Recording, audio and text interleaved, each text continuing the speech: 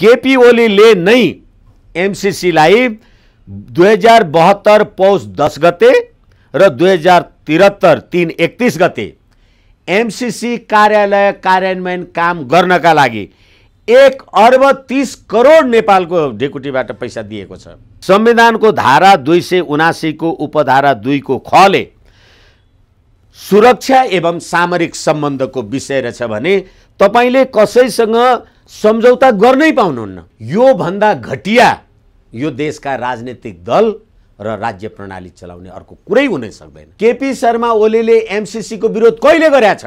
तपाईले 2017 मा सही गरेको कागज सन् 2022 सम्ममा पनि अध्ययन कार्यदल हुँदै हुन्छ। 17 मा के सही गर्नुभयो भनेको? यो सरकार हो यो।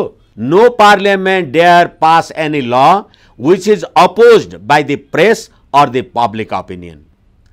It cannot be denied that ultimately Parliament has to bow before the verdict and the people. तपाईले संसदमा लगेर यो पास गर्नुभयो भने चुनौतीका साथ भन्छु म यो संसदलाई, तपाईलाई नेपालको संविधान र कानुन भन्दा माथिको सम्झौता अनुमोदन गर्ने के अधिकार छ? आईपीएस को अभिन्न अंग बनाउनका लागि त तत्कालीन अमेरिकाका उपरक्षा मन्त्री त आएका र ईश्वर पोखरेल, प्रदीप गेवाली र पूर्णचन्द्र थापालाई भेटेको रहेछ त प्रमाणित भयो नि। तपाई नेपालको बारेमा जे लेख्नु होला, तर नेपालमा नरहत्या गरेर भारतमा एसडी मुनिको भात खाएर बसेको मान्छे अरु कुरा चाहिँ विचार गरेर लेख्नु होला भनेको यही बाबुराम भट्टराईलाई होइन। यिनै कुपात्रको बारेमा छलफल गर्नु पनि म त आफूलाई पीडा बहुत। प्रचण्ड माधव नेपाल एमसीसी का पक्षपाती हुन् कि विरोधी हुन्? केपी ओली विरोधी हुन् कि पक्षपाती? शेरबहादुर त नाङ्गै छर्लङ्गै भइसके। यो के हो? यहाँ यो के भइराछ? त्यसैले यो राज्य प्रणालीकै कुरा गरौँ। यो भन्दा घटिया, यो शब्दको लागि म क्षमा चाहूँ, यो भन्दा घटिया यो देशका राजनीतिक दल र राज्य प्रणाली चलाउने अर्को कुरै हुनै सक्दैन। र गठबन्धन टुटाउनका लागि एमसीसी समर्थन गर्ने, गठबन्धन जोड्नका लागि एमसीसी विरोध गर्ने हो भनेदेखि एमसीसी मा राष्ट्रघात देख्नेहरूले चाहिँ के भन्ने? अब एकछिनलाई मान्नुस्, जसरी अहिले केपी शर्मा ओली गठबन्धन टुटाउनका लागि एमसीसी पास गर्न, केपी शर्मा ओलीले एमसीसी को विरोध कहिले गरेछ?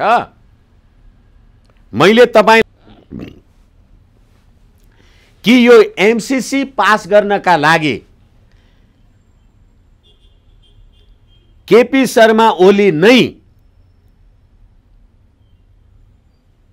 2076 10-19 मा 10-9 मा केपी शर्मा ओली, प्रचण्डजी, माधव कुमार नेपालजी एकै ठाउँमा हुँदा उहाँहरूले एमसीसी अध्ययन कार्यदल बनाउनु भयो। त्यो कार्यदल बनाउँदा प्रदीप कुमार गेवालीले, चुरो कुरालाई स्मरण दिलाउन चाहन्छु म, भीम रावल र झलनाथ खनालले संशोधन गरेर पास गर्ने भने प्रदीप गेवालीजीले जस्ताको तस्तै पास गर्नुपर्छ भनेर परराष्ट्र मन्त्री प्रदीप गेवालीले भने नेकपा एमाले एमसीसी को विरुद्धमा थियो भने प्रदीप गेवालीले जस्ताको तस्तै पास गर्नुपर्छ भनेर परराष्ट्र मन्त्री हुँदा भने केपी ओलीले भने होइन भनेको। आज केपी ओली किन दोधारमा देखिन्छन् त? एमसीसी को पक्षमा पनि बोल्दैनन्, विपक्षमा पनि बोल्दैनन्। होइन, केपी ओली एमसीसी को पक्षमा पूर्ण रूपले बोलेका छन्। अब सुन्नुस्, केपी ओलीले नै अहिले एमसीसी पास गर्ने नगर्ने भन्ने कुरा यहाँ हामी वाद विवाद गरिराखेका छौँ, देशभरि वाद विवाद छ। केपी ओलीले नै एमसीसीलाई 2072 पौष 10 गते र 2073 3 31 गते एमसीसी कार्यालय कार्यान्वयन काम गर्नका लागि 1 अर्ब 30 करोड नेपालको ढेकुटीबाट पैसा दिएको छ। र अस्ति महमुद वाहले भन्नुभयो, केपी शर्मा ओलीलाई नै भन्नुभयो, नेपालका राजनीतिक दलहरू सत्तामा बस्दा एउटा कुरा गर्ने, सत्तामा बाहिर बसेपछि अर्को कुरा गर्ने। किनभने उहाँहरूले एमसीसी पास गर्ने कुरा हामीसँग भन्नुभएको छ। भनेपछि एमसीसी लिस्ट हो सरकारमा जाने एकैछिन। त्यसै गरेर राजन भट्टराईले के भन्नुभयो भनेदेखि अहिले हामी सत्तामा छैनौँ, त्यसकारणले गर्दा सत्तालाई यो कुरा भन्नुस् भनेर एमालेले भन्यो। अहिले तपाईँ सत्तामा हुनुहुन्न रहेछ, र सत्तालाई भन्नुहोस् भन्यो। हिजो तपाईँ सत्तामा हुँदा एमसिसीलाई अनुमोदन गरेर 1 अर्ब 30 करोड दिएको त्यो कसले? एमाले होइन, केपी ओलीले होइन। त्यो चाहिँ के हो? र फेरि तपाईँलाई मैले भने कि भर्खरै यो आइपिएसको अभिन्न अङ्ग हो भनेर ईश्वर पोखरेलको नामै लिनुभयो। किनभने बीबीसीले 8 डिसेम्बर 2019 मा भन्यो रक्षा मन्त्री ईश्वर पोखरेल, परराष्ट्र मन्त्री प्रदीप कुमार गेवाली, सैन्य प्रमुख पूर्णचन्द्र थापासँग भेट गरेर आइपिएस अन्तर्गतको हो भन्ने कुरा आएको छ। तपाईँ होइन भन्नुहोस् न। यो कुरा केपी ओलीले किन लुकाउँछन्? लुकाएर लुक्छ। लुक्यो त, यो लुक्यो, यो लुक्या हो। यो अहिले तपाईँ हामी जे कुरा गरिरहेको छौँ यो लुक्या हो। अनि यो कुरा त्यो अमेरिकालाई थाहा छैन, यो कुरा शेरबहादुरलाई थाहा छैन, यो प्रचण्डलाई थाहा छैन, माधव नेपाललाई थाहा छैन, झलनाथलाई। 2017 मा सही गरेको कागज, यो आक्रोशको पनि सीमा हुन्छ के उमेशजी। तपाईँले 2017 मा सही गरेको कागज सन् 2022 सम्ममा पनि अध्ययन कार्यदल हुँदै हुन्छ। 17 मा के सही गर्नुभयो भनेको? यो सरकार हो। यो राष्ट्रघात होइन भने अर्को के चाहिँ हुन्छ त राष्ट्रघातको परिणाम? अब तपाईँले मलाई भनिदिनुहोस् त, यही विषयलाई लिएर गठबन्धन तोडेर केपी र शेरबहादुरको गठबन्धन बनेर एमसिसी पास हुने सम्भावना कति देख्नुहुन्छ? किनभने शेरबहादुरले गठबन्धन टुटोस् तर एमसिसी टेबल गर्छु भनेर चुनौती दिएका छन् प्रचण्ड माधवले। पहिलो कुरा त तपाईँलाई टेबल गर्ने तपाईँको हातमा छ, त्यो त भनिसक्नुभयो तपाईँले। अर्को कुरा तपाईँले नेपाल सरकारको पूर्णाधिकार बिना फाइनेन्स मिनिस्टरलाई सही गर्नुभयो, अर्को तपाईँको वैधानिकता सिद्धियो। अवैधानिक कुरा हामी 20 जना बसेर करायौँ भने चाहिँ वैधानिक हुने, अनि 3 जना मात्रै बस्यो भने चाहिँ अवैधानिक हुन्छ भने। केपी र शेरबहादुर भए पनि एमसिसी कागज त त्यही हो नि। संसदबाट पारित गर्दै भने गर्ने के भने के? कहाँ गएर रुवाई? होइन, एकछिन। संसदबाट पारित गरिदिए भने होइन। हामी अहिले जे छलफल गरिराखेका छौँ यो कुरा त नेपालको संसदका संसद सदस्यहरूले पनि सुन्या होलान्, उनीहरूले पनि हेर्या होलान्, उनीहरूले पनि पढ्या होलान्। तपाईँ मात्रै पढ्या, म मात्रै पढ्या त होइन नि, उनीहरूले पनि पढ्या होलान्। भनेपछि संविधान र कानुनको सिद्धान्तले नमिल्ने, सबरेन्टी अफ पार्लियामेन्टको सिद्धान्तले नमिल्ने, हामीले बनाएको 90% नेपाली जनताले बनाएको संविधानको प्रतिकूल गरेछन् भने होइन, जाने कार्यवाहीलाई काम कार्यवाही गर्ने संसद सदस्यहरूलाई अधिकार छैन। तर शेरबहादुरले पनि त छैन नि, उनी पनि संसद सदस्य, उनी पनि पढेका मान्छे बोकेर हिँडेका छन्। त एमसिसी संसद सदस्य त्यही गरे भने हुन्छ के भन्दैछु म। होइन, एकैछिन। त्यसै कारणले गर्दा नेपालको सम्प्रभुता अमेरिकाको पोल्टामा परेको देखियो। जे भनेको छ सम्पूर्ण नेपाली जनता अमेरिकाको पोल्टामा। त्यसपछि हाम्रो हालत के हुन्छ?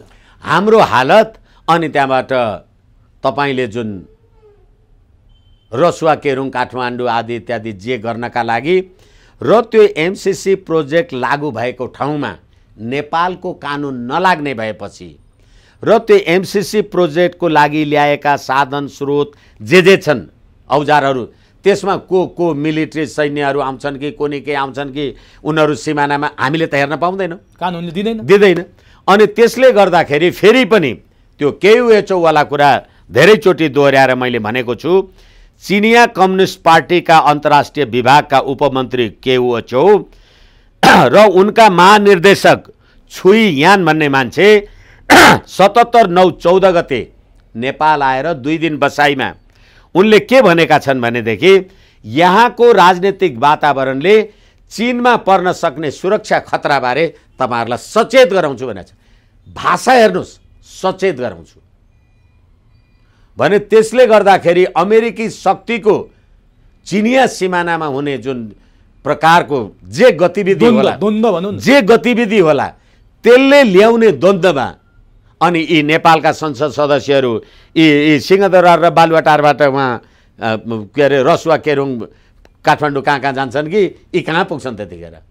यसकारणले गर्दा नेपाल र फेरि आइपिएस को अभिन्न अङ्ग बनाउनका लागि त तत्कालीन अमेरिकाका उपरक्षा मन्त्री त आएका र ईश्वर पोखरेल, प्रदीप गेवाली र पूर्णचन्द्र थापालाई भेटेको रहेछ त प्रमाणित भयो नि। भने त्यो अमेरिकाको सैन्य रणनीति अन्तर्गत यदि नेपाल जाने हो भने अफगानिस्तान, इरान र सिरियाको डरलाग्दो स्वरूप हामी कहाँ देखाउँछौँ। त्यसलाई चीनले मुख दर्शक भएर नहेर्ने कुरा, यो कुराको जानकारी नेपालको संसद सदस्यहरूले राम्ररी बुझेको हुनुपर्छ। बुझेको छैन भने बुझ्नुपर्छ। बुझेको छैन भने चुरो कुरो मार्फत बुझ्नका लागि म आग्रह गर्छु। ल ठिक छ, यो डरलाग्दो कुरा। अब यही बीचमा हिजो अस्ति मात्रै प्रचण्डको चिनिया कम्युनिस्ट पार्टीका प्रमुख सोङताओसँग भिडियो कन्फरेन्स भएको छ। त्यसलाई पनि मान्छेले अर्थपूर्ण रूपमा ल्याएका छन्। प्रचण्डको पार्टीका जिम्मेवार नेतासँग मैले केही समय अगाडि कुरा गरेका थिएँ। यदि एमसीसी टेबल गरे शेरबहादुरले भने हामी गठबन्धन तोड्छौँ, यो मेरो औपचारिक कुरा हो, औपचारिक पार्टीको निर्णय हो भनेर मसँग भनेका छन्। प्रचण्डको सोङताओसँग भिडियो कन्फरेन्स भएको छ, यसले के सङ्केत गर्छ? के साँच्चीकै गठबन्धन टुट्ने हो? अब मैले यो कुरा निवेदन गर्न जाने जस्तो लागिरहेको छैन। धेरै आम सञ्चारको साथीहरू गठबन्धन टुट्ने र रहने चिन्ता गर्नुहुन्छ। गठबन्धन भनेको एउटा सरकार हो। सरकार भनेको अस्थायी कुरा हो। साँच्ची भन्नुहुन्छ भने राज्य व्यवस्था पनि 10 वर्ष 20 वर्षमा बदलिँदै जान्छन्, त्यो पनि अस्थायी कुरा हो।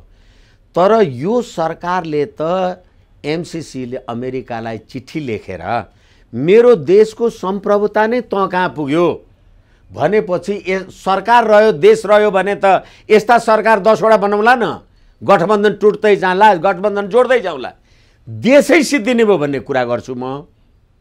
म चाहिँ तपाईँको प्राण जाने कुरा गरिराखेको छु। तपाईँ चाहिँ बुढी औँलामा चोट लागेर चाहिँ नङ भाँचियो भने नि, अथवा एउटा खुट्टो चाहिँ खजाबो भने नि भन्ने प्रश्न गरिरहेको। तर सोङताओसँगको प्रचण्डको कुरा, चिनिया कम्युनिस्ट पार्टीका विदेश विभाग प्रमुख सोङताओसँगको भिडियो कन्फरेन्सले एउटा तरङ्ग पैदा गरेको छ। हो, त्यसै होइन, त्यसैले हामीले भर्खरै KUHO वाला कुरा गऱ्यौँ। त्यसले गर्दाखेरि यहाँ अमेरिकाको IPS इन्डो पेसिफिक हिन्द प्रशान्त क्षेत्र सैन्य रणनीतिको कार्यान्वयन MCC को नाउँबाट हुने कुरामा त्यसलाई चीन निरपेक्ष भएर बसिरहेको छ भनेर सोच्नु त हाम्रो मूर्खता हो नि त। अहिले गठबन्धन तोडेर भए पनि, जो कोनिके गरेर भए पनि शेरबहादुर यो पास गरेर छोड्ने भनेपछि ती कति MCC र दक्षिणी र पश्चिमी भक्त रहेछन् र माओ सेतुङको नाउँमा 17,000 नेपाली मार्ने मान्छेहरू चाहिँ अब अहिले फेरि चीनका नेतासँग भिडियो कन्फरेन्स गर्दा रहेछन् भनेपछि गठबन्धन त होइन, प्रश्न राष्ट्र हो, राष्ट्रियताको हो, सम्प्रभुताको प्रश्न हो भनेर त शेरबहादुर देउवाले भन्यो नि त त्यसको मन्त्री परिषदको मन्त्रीले लेखेका चिठी। अनि सम्प्रभुताको सौदा गर्न समेत तयार भएका, मैले धेरैचोटि भनिसकेँ, सम्प्रभुताको सौदा समेत गर्न तयार भएका मान्छेहरू अब तिनीहरू चाहिँ राष्ट्रवादी हुन् भने राष्ट्रघात भनेको अर्को के हुन्छ? भनेपछि कसरी जोगाउने त? अब यी सम्पूर्ण जन्जिर जन्जालबाट देश जोगाउनु पर्ने बेला त आयो नि। को छ त्यो जोगाउने? हो, त्यो जोगाउने त बुझाए, सम्प्रभुता पनि बुझाए, राष्ट्रियता पनि बुझाए, राष्ट्रघात पनि गरे, देशै नरहने अवस्था आयो। अब कुन शक्तिले बचाउँछ? हो, त्यसैले गर्दा नेपाली जनताले स्वतस्फूर्त रूपमा संसद घेराउ गरेर, सडक घेराउ गरेर, आन्दोलन गरेर, दबाव गरेर जे कुरा गर्नु पर्ने हुन्छ। र फेरि अघि मैले कानुनी र संवैधानिक कुरा भने, कानुन र संविधानले अब तपाईँ संसदमा टेबलै गर्न सक्नुहुन्न, यसको हद म्याद आदि इत्यादि सिद्धियो। तपाईँको यो वैधानिकता त्यति हुँदाहुँदै तपाईँले भने जस्तो जबरजस्ती यदि गर्छ, यही MCC सम्झौतामा लेखियो कि तपाईँलाई चित्त बुझेन भने 30 दिने सूचना दिएर रद्द गर्न सक्नुहुन्छ। देशभित्र यत्रो दबाव र तनाव छ, तपाईँको गठबन्धन टुट्दैछ, तपाईँ होइन भनेर सूचना किन दिनुहुन्न? किन दिनुहुन्न? साँच्चै किन फिर्ता गर्नुहुन्न? हो, त्यसैले यो सैन्य रणनीति हो भनेको, IPS हो, त्यसैले सूचना खबर दिनुहुन्न।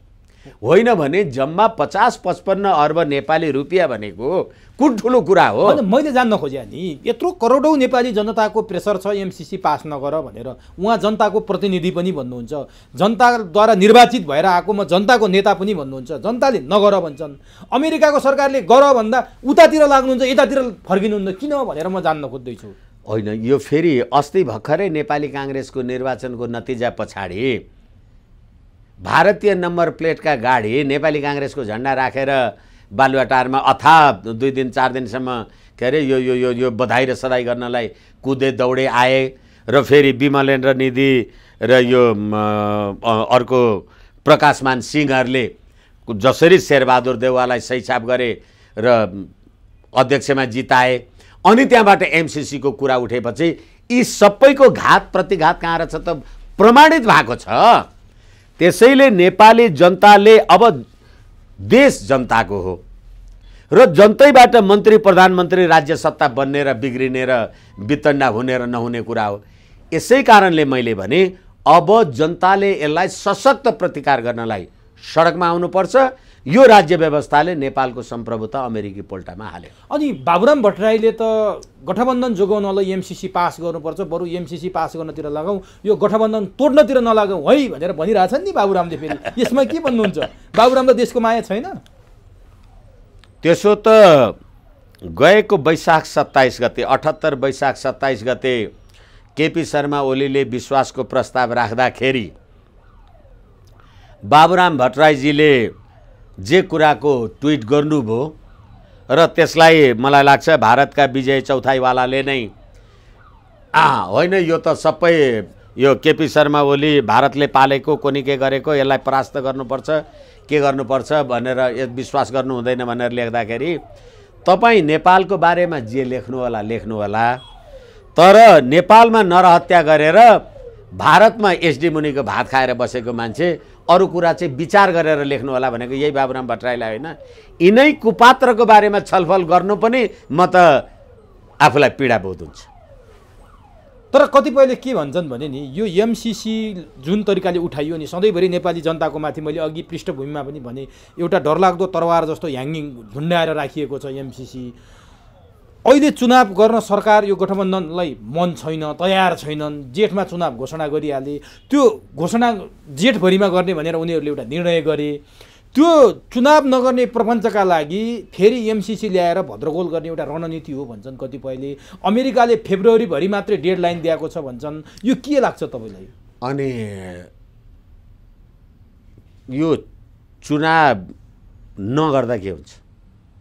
तपाईहरू राजा खोज्नेहरूले व्यवस्था फालिदिनुहुन्छ, राजा आउँछन्ले संविधान जान्छ अरे, व्यवस्था जान्छ अरे, गणतन्त्र जान्छ अरे, राष्ट्र संस्था फर्किन्छ अरे। अब फेरि अर्को कुरा के भने जस्तो प्रतिनिधि सभा विघटन भयो अथवा पदावधि सिद्धियो र प्रतिनिधि सभाको निर्वाचनको लागि 2 महिना 3 महिनाको समय भयो भने त्यो 2 महिना 3 महिना देशमा सरकार हुन्छ कि हुँदैन? हुन्छ, केयरटेकर सरकार हुन्छ। त्यसै गरेर स्थानीय निकायको त 5 वर्षभन्दा त 1 दिन पनि तलमाथि गर्न पाइँदैन। ऐनले भन्यो त्यो, संविधानले त 6 महिना थप्यो। होइन त्यो अलिकति बुझ्न त्यहाँ तलमाथि छ। ल ऐनले भनेछ, संविधानले पनि त्यही भनेछ। तर के हो भनेदेखि अर्को कार्य सम्पन्न नहुन्जेलसम्मका लागि तपाईँ केयरटेकर हुन सक्नुहुन्छ कि सक्नुहुन्न? सक्नुहुन्छ। र फेरि अर्को कुरा के हो भने 42 अर्ब 83 करोड महालेखा परीक्षकको प्रतिवेदन अनुसार स्थानीय सरकारको भ्रष्टाचार बेरोजु, घर घरमा सिंहदरबार, दैला दैलामा भ्रष्टाचार। अब तपाईँले खाएको मैले लुटेको देखिराखेको छु, म खानलाई हतार हुनु पर्यो। अरू के हुन्छ भने अब फेरि निर्वाचन गर्नुस्, निर्वाचन नगर्नुस्, देश रहे गर्नु होला नि। नेपालको सम्प्रभुता नै अमेरिकाको पल्टामा पुग्यो भन्ने कुरामा चाहिँ तिमी जनता सडकमा नआउने अनि उमेशलाई भोट दिने कि विष्णु भट्टराईलाई दिने भनेर चाहिँ अनि स्थानीय चुनाव गर, के अर्थ छ? तपाईँ कमसेकम नेपालको सम्प्रभुता, स्वाधीनता, अखण्डता, यो संविधानको धारा 5 राष्ट्रिय हित भनेर यसले के भन्छ भने नेपालको अखण्डता, स्वाधीनता, सम्प्रभुता, भौगोलिक अखण्डता, नेपाली जनताको सद्भावको रक्षा गर्नु राष्ट्रिय हित हो। यस विरुद्धका काम कारबाही चाहिँ राष्ट्रघात हुन्, सङ्घीय कानुनमा उनी फौजदारी कसुर हुन् भनेपछि यत्रो राष्ट्रिय हित विरुद्धको कुरा हो भनेर आम सञ्चारले नेपाली जनताले भनिराखेको कुरालाई तपाईँ एमसीसी जस्ताको तस्तै पास गर्नलाई लिएर आउनुहुन्छ भने तपाईले यो राष्ट्रिय हित गर्नुभयो कि राष्ट्रघात गर्नुभयो? नेपाली जनताले पढ्यो होला नि त, 90% नेपाली जनताको सहभागितामा संविधान बनायौँ भनेको होइन। 90% नेपाली जनता के नेपालको सम्प्रभुता अमेरिकाको पोल्टामा पुगेको हेर्न चाहन्छन् र तपाईँलाई भोट हाले हो? त्यसो भए मलाई अन्तिममा भनिदिनुहोस्, यी सम्पूर्ण कुरा चाहे नारायण हिटी कब्जा गर्ने कुरा होस्, चाहे ओम्नी यतिका कुरा होस्, चाहे वाइट बडीका कुरा होस्, अनेक व्यथिति देखिए। सबैभन्दा ठुलो राष्ट्रघाती समस्या त एमसिसी देखियो। यी सबै कुराको कालकुट विष जसरी महादेवले निलेर नीलकण्ठ भएका थिए नि, यी सम्पूर्ण कुरा निलेर अथवा यसलाई निस्तेज पार्ने क्षमता अरू कसैमा छैन, राज संस्थामा मात्रै छ। राज संस्था नफर्किने हो भने नेपाल पनि रहन्न, यी सम्पूर्ण समस्या जिउका तिउ रहन्छन्, नेपाल भन्ने देश रहन्न, नेपाली भन्ने अवस्था नै रहन्न। त्यसकारण राज संस्था फर्किनुपर्छ भनेर तपाईँहरू लागिरहनु भएको छ। अरूहरू पनि यही भन्न थाले कि साँच्चीकै राज संस्था फर्केपछि मात्रै यी जति समस्या, राष्ट्रघात, भ्रष्टाचार, यी सबै ठिक हुन्छ। अब फेरि तपाईँलाई एउटा कुरा निवेदन गर्ने, एमसिसी रोक्ने क्षमता राज संस्थामा मात्रै छ भन्छन् क्या? नेपाली जनताको ताकतमा राज संस्थामा छ। नेपाली जनता बिनाको एक्लैको त्यो राज संस्थाले के गर्ने? यसैले नेपाली जनतालाई मैले पटक पटक चुरोकुरो मार्फत किन आग्रह, निवेदन, आह्वान गरेको हुँ भनेदेखि त्यो संस्था जसले नेपाललाई 300 वर्षसम्म निरन्तर रूपले चलाएर लिएर आयो, आज एउटा देश 3वटा सम्प्रभुता भयो। देख्नुहुन्छ तपाईँ, पुस 27 गते सरकार बिदा नदिने, नगरपालिकाहरू बिदा दिने, सम्प्रभुताको एउटा विभाजन। नेपालको सम्प्रभुता अमेरिकाको पोल्टामा पुग्यो भन्ने शेरबहादुर देउवा सम्प्रभुताको अर्को विभाजन। अनि प्रदेश 2 को राजपत्र अनि लिपुलेक, लिम्पियाधुरा र कालापानी राखेर केन्द्रको अनुसूची निकाल्ने, प्रदेश 2 ले त्यसलाई हटाइदिने, अर्को देशको विभाजन। अर्को कुरा फेरि सुन्नुहोस्, तपाईले अहिले जुन बतास समूहको नारायण हेटीको कुरा गर्नुभयो, नारायण हेटीमा बतास समूहको प्रवेश आदि इत्यादि अहिले प्रेमबहादुर आलेजीहरू जे गर्दै हुनु होला, तर नारायण हेटीबाट रातो बाकस हरायो। रातो बाकस हराइसकेपछि मात्रै सुगौली सन्धिको पनि सक्कल प्रति नेपालसँग छैन। सन् 1950 को नेपाल भारत शान्ति तथा मैत्री सन्धिको पनि सक्कल प्रतिलिपि छैन र प्रमाण ल्याएर देखाउनका लागि चुनौती दिन्छु भनेर श्याम शरणले भन्यो। कहाँ छ सम्प्रभुता? कहाँ छन् नेपाली जनता? त्यसैले नेपालको राष्ट्रिय एकता होइन, अब त नेपालकै अखण्डताको प्रश्न आयो। त्यसका लागि यो प्रतिनिधि सभा, मैले सिद्धान्तका कुरा पनि गरेँ, यो प्रतिनिधि सभा यसले राष्ट्रघात गर्ने अनुमोदन छैन। यसलाई नेपाली जनताको अनुमोदन बिना एमसिसी पास गर्न अधिकार छैन। यसलाई केपी ओलीजी जतिसुकै नौटङ्की गरे पनि नेपाली सेनालाई लकीरको फकीर हो भन्ने यिनै ईश्वर पोखरेल हुन् केपी ओलीजीका रक्षा मन्त्री। अनि यही राज्य व्यवस्था हो। शरद सिंह भण्डारी भन्ने मान्छे मधेसको माग सम्बोधन भएन भने मधेसका 22वटा जिल्ला टुक्राइदिन्छु भन्ने शरद सिंह भण्डारी यही हो र तिनीहरूलाई सलाम गर्ने यो देशको सेना। अनि जनता सडकमा नआएर के गर्ने? अब त्योभन्दा अर्को विकल्प छैन। र त्यसले मात्रै नेपालको राष्ट्रिय एकता, स्वाधीनता, सम्प्रभुता र पृथ्वीनारायण शाहले भने जस्तो प्रजा मोटा भया दरबार बलियो रहन्छ। घुस लिने र घुस दिने भनेका यी त राष्ट्रका शत्रु हुन्, यिनीहरूको त ज्यान प्राण लिए पनि पाप लाग्दैन। अहिले न्यायालयको व्यथिति जे देख्नु भएको छ, दोहोऱ्याएर कुरा नगरौँ। न्याय नपाए गोर्खा जानु राम शाहको। राजा बिनाको स्थिरता केमा देख्नुहुन्छ भने? त्यसैले नेपाली जनतालाई आह्वान गरे, एउटा मात्रै सञ्जीवनी बुटी राज संस्था हो। नेपाली जनताको क्रियाशील सहभागितामा राज संस्था।